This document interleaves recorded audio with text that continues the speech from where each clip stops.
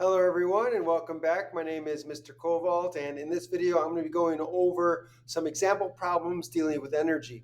So in this video we're going to be going over problems in which you're giving a couple of situations and you're to determine which situation has more energy and what kind of energy are we dealing with here. So the first thing we want to remember is that energy is defined as the ability or capacity to do work. So the more capacity you have to do work, the more energy you have. And remember that work is defined as being able to move an object a certain distance. So the more you're able to move an object a longer distance, the more energy you have, the more capacity to do work. Okay, so let's look at some of these examples and determine which has more energy. So which of these, so number one, which of these has a higher energy and what energy are we talking about here? So we have an argon atom moving at 428 meters per second, and we have an argon atom moving at 456 meters per second. So we have two argon atoms, both the same size, both the same atom, but one is moving slower than the other. So this one is moving faster at 456 meters per second. So we got to remember, so the ability to do work requires the ability to be able to push something a certain distance or farther, right? So if we have two objects, same size, moving at different speeds, the one that is able to collide and push another object farther, is going to be the one that has a higher amount of energy. So here we're talking about the one that is moving faster. The faster object is going to hit harder and therefore move an object further than one that's moving slower. So therefore, the object in B, the argon atom moving at 456 meters per second, is going to have a greater amount of energy. And the energy that we're talking about here is kinetic energy. Remember that kinetic energy is equal to 1/2 the mass times the velocity squared. So if the masses are the same, faster velocity means faster, a more amount of energy. So kinetic energy is what we're talking about here. Okay, so in this case, this one will be the fast one, and we're talking about kinetic energy. Okay, what about B? Here we have an argon atom moving at 428 meters per second, and we have a krypton atom moving at 428 meters per second.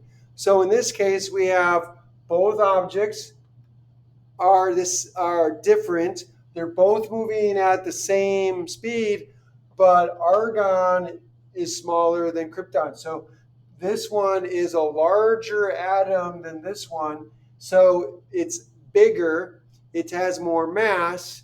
And so if we're thinking about the ability to do work, right, as the definition of energy, right, krypton moving at 428, since it's more massive, when it bumps up against or collides with another object, it's going to be able to move that object farther, right? So think of krypton hitting another atom.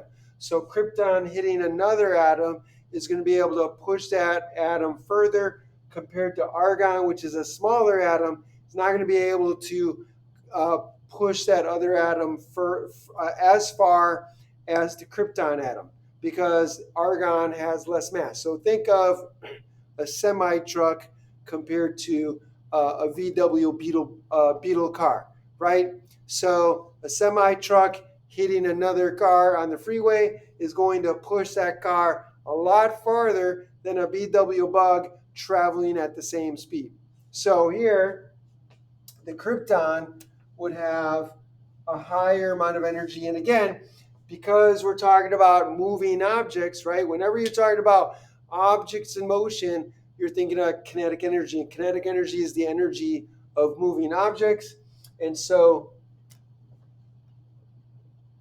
krypton krypton would have a greater kinetic energy. Okay, number 3. In A, you have a stationary sodium ion that is well separated from the chloride ions at the surface of a sodium chloride crystal.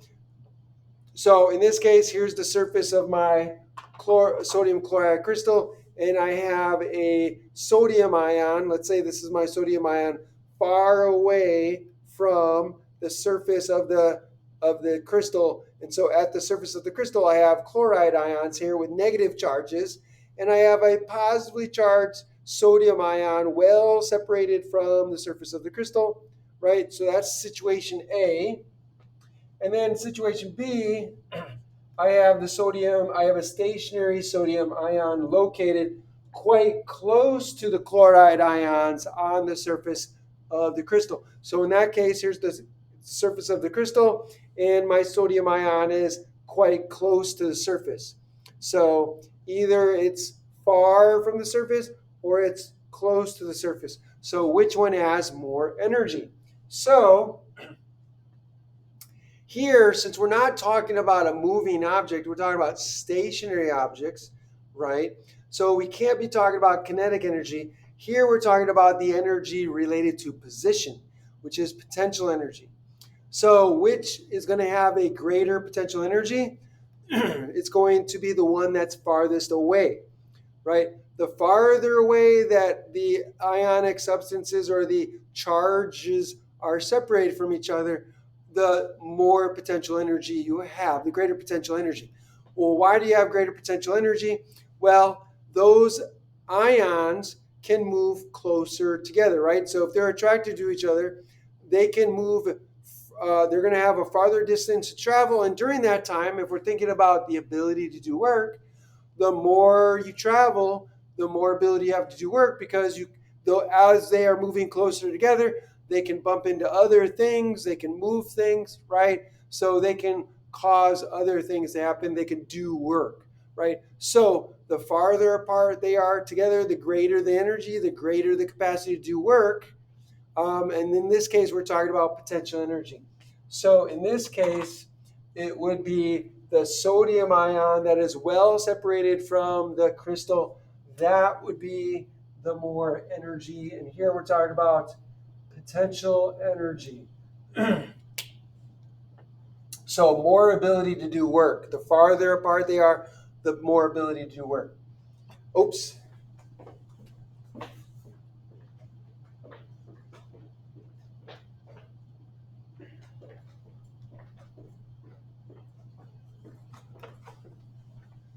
Sorry about that.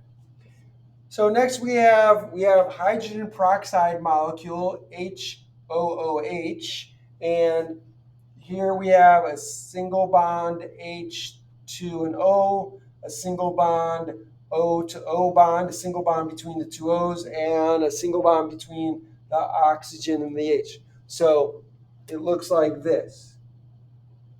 HOOH. So here we have a reaction. We have the hydrogen peroxide molecule being divided into two HO molecules. So basically the single bond is being broken between the two oxygens. So we're separating this into two HO molecules. So then the question is, which one has more energy?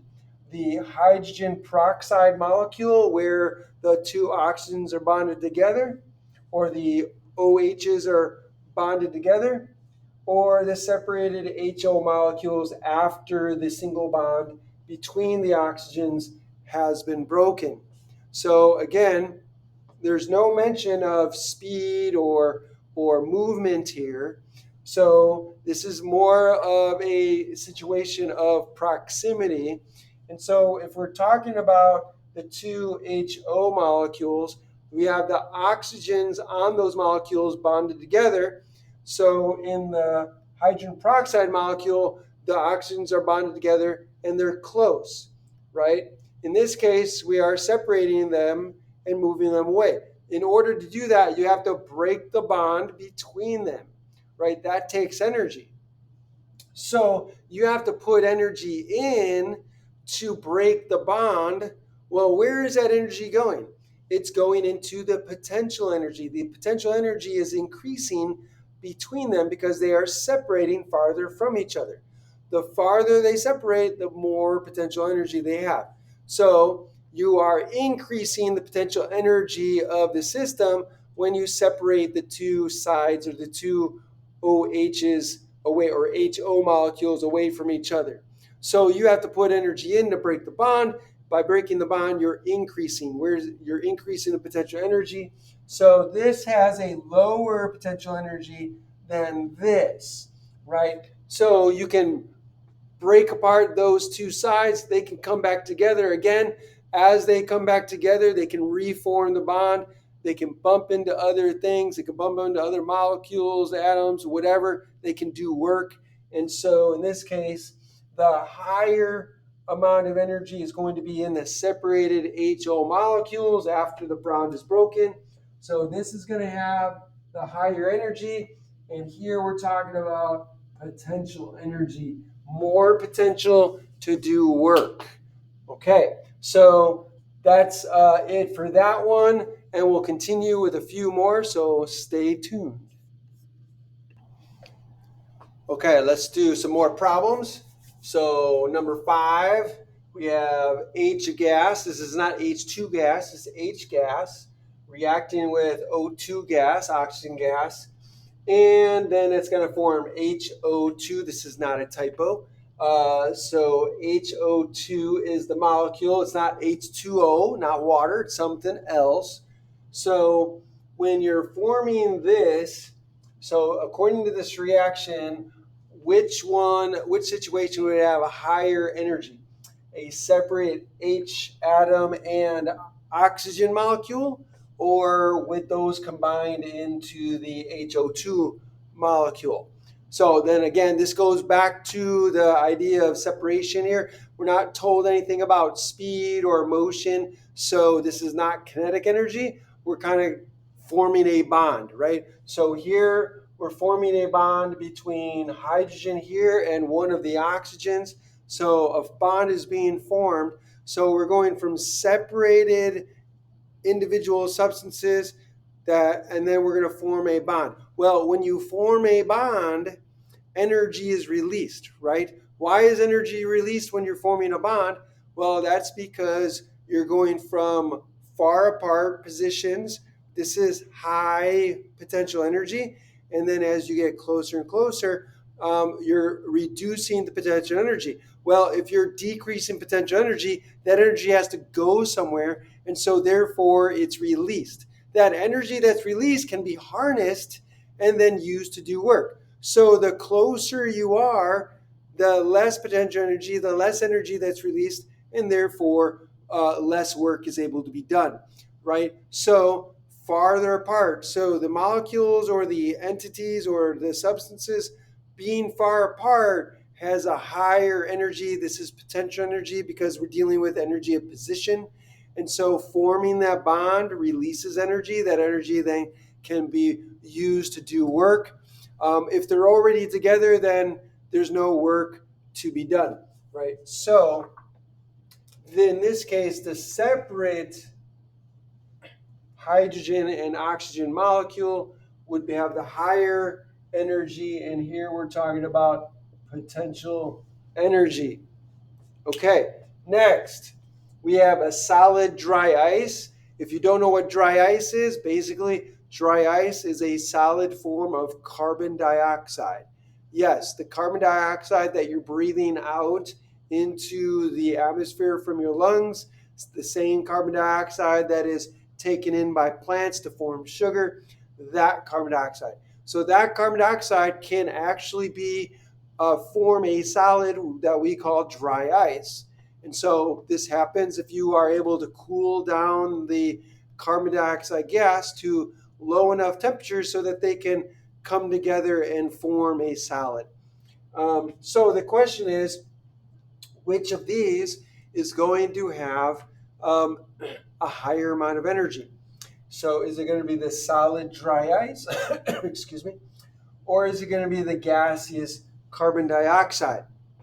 Okay, so again, we're not given any information about speeds, so we're not talking about motion here. We're talking about how the position of the how the position of the carbon dioxide molecules are differ between the two situations.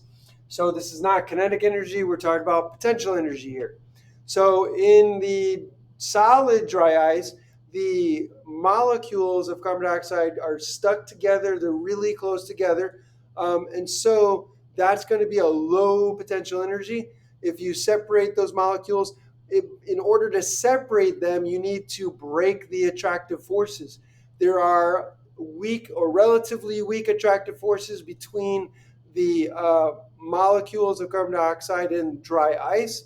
You see them breaking as they sublimate. So the sublimation, if you've ever seen dry ice, you notice that there's kind of a fog coming from the dry ice. That is the carbon dioxide molecules becoming gas.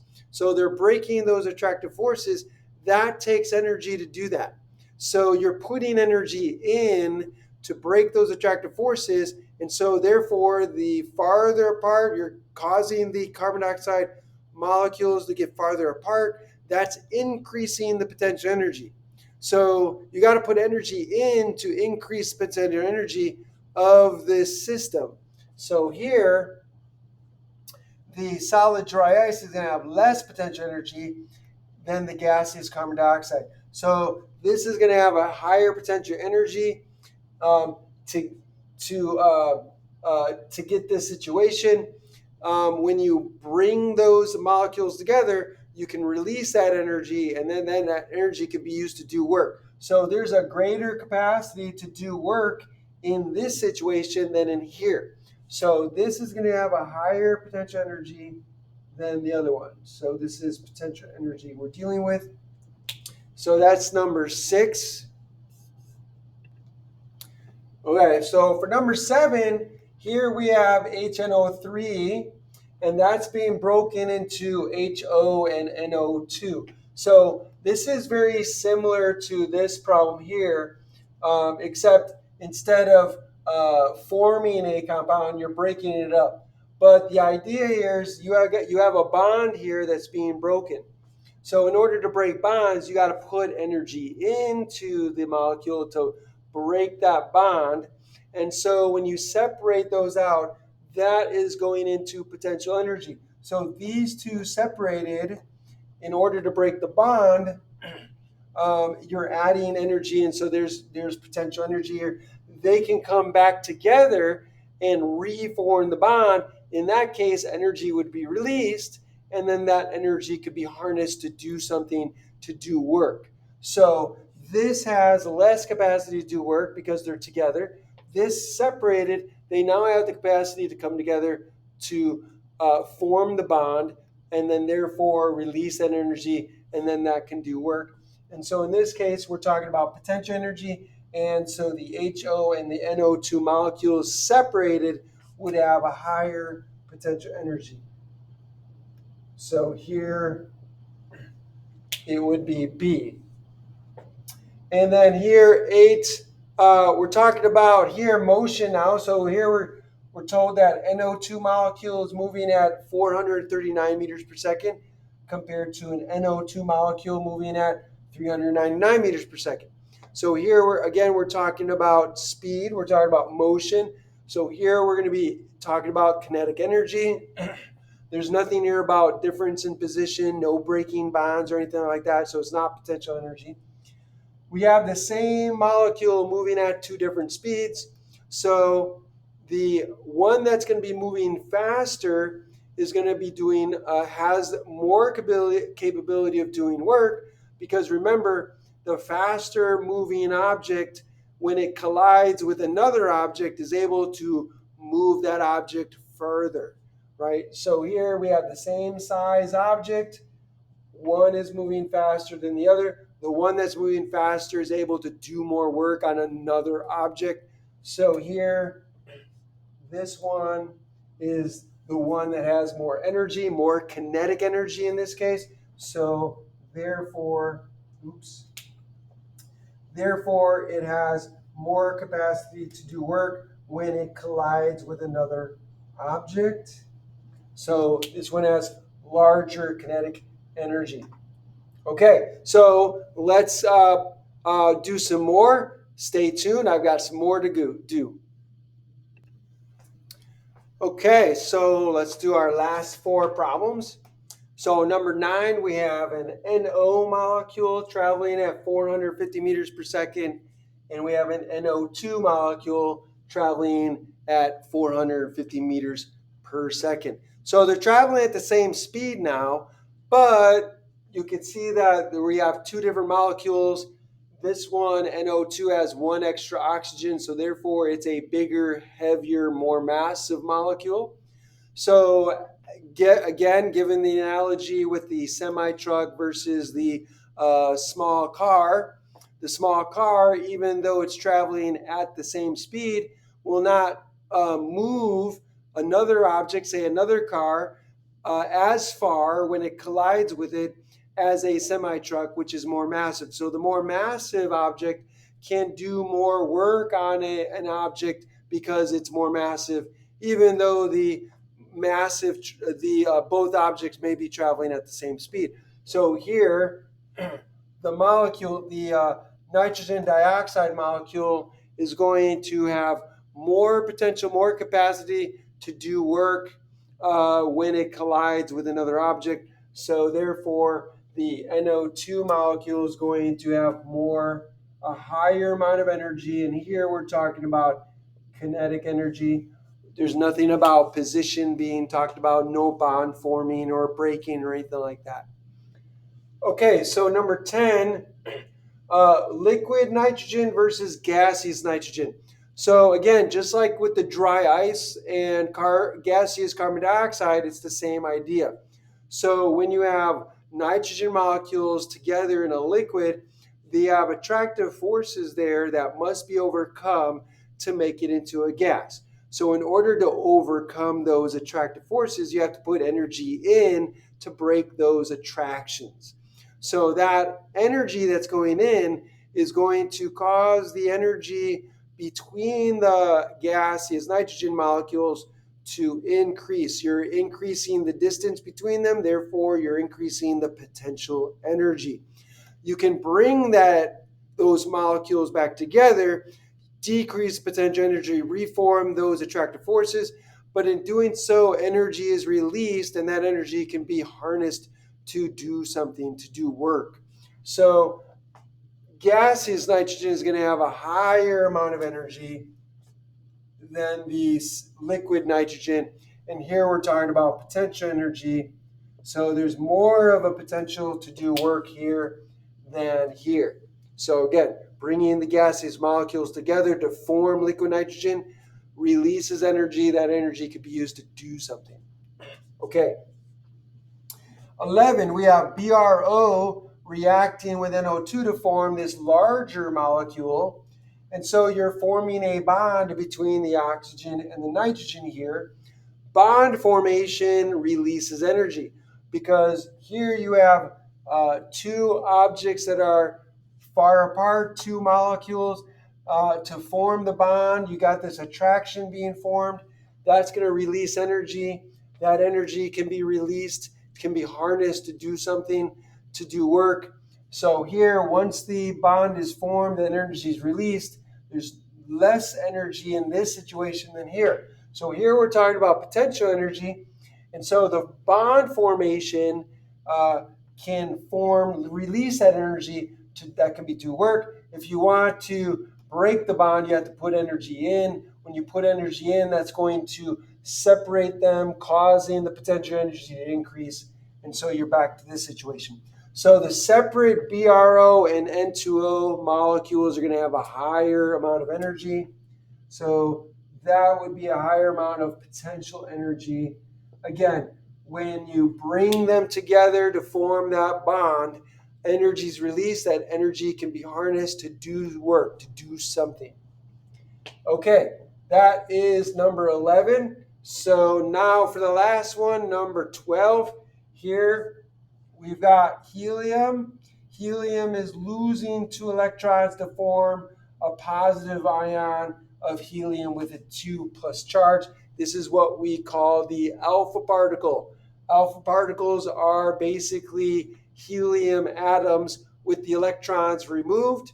So now you've got an uncharged helium atom compared to two charges. You have a helium atom with a 2 plus charge, and you have a negatively charged electrons. So then which of these is going to have the higher amount of energy? Here we're not really talking about motion or speeds. So we're not talking about kinetic energy here. We're talking about the separation of charges. So here we have two charges or several charges separated from each other. What do opposite charges want to do? They want to attract, so they're attracted to each other. So this is going to be a high potential energy state. So the closer they come together, the less potential energy. This is going to release energy. And so to form the neutral atom is going to release energy, and that's going to be less potential energy here, more potential energy here. If these two come together, you can use that energy to do something. Like, for example, you can run the electrons through a wire, through a circuit, and then that circuit, that current that's formed, can be done to run a motor, to light a light bulb, whatever the case may be. So if you can run these electrons, have the electrons go through a wire to come to your charged helium to form the helium gas, then that can be used to do work. So this is going to have a higher potential energy. So the uncharged is going to have less potential energy. This is going to have the higher potential energy in the situation. So that's it for this video. I hope this helped you understand how to determine which situation is going to have a higher amount of energy than the other, and how to determine whether you're talking about kinetic energy or potential energy. If you enjoyed this video, if you learned anything from this video, if you like this video, then please like the video, hit that like button, share the video with your friends and family, other students, whoever, strangers on the street, share the video. Also, make sure you subscribe to my channel. Hit that notification bell. When you do, make sure you click all so you'll be notified by all the videos I put out. And finally, put a comment down below in the comment section. Let me know what you think. Ask me questions. I would love to hear from you. If you have a topic you want me to cover, if you have a question or a problem you want me to help you with, put that down below. I would love to help you with that. Thanks for joining me, and have a great day.